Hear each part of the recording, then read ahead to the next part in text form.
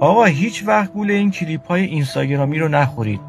طرف میاد با کت شلوار و کروات ازک بزک کرده ترگل مرگل سر یه پروژه ساختمونی راجع به یه موضوعی صحبت میکنه.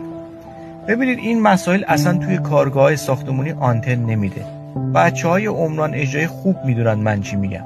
یه مهندس یه پود 10 کیلویی باید بکنه تو پاش، یه کلاه ایمنی رو سرش، خاکی پاکی بره کل کارو هندل کنه. این چیزا که بیای چه میدونم یه حوله تنپوش تنت کنی، سیس شجادل بگیری درباره بتونریزی سقف صحبت کنی، ببینید اصلا این تریپار با این تریپا بری سر ساختمون هیچ اکیپی حرفتو نمیخونه.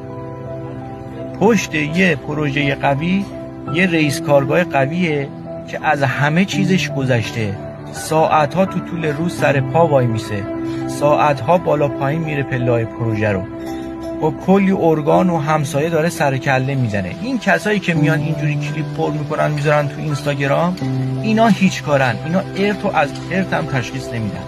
هیچ کدومشو باور نکنید.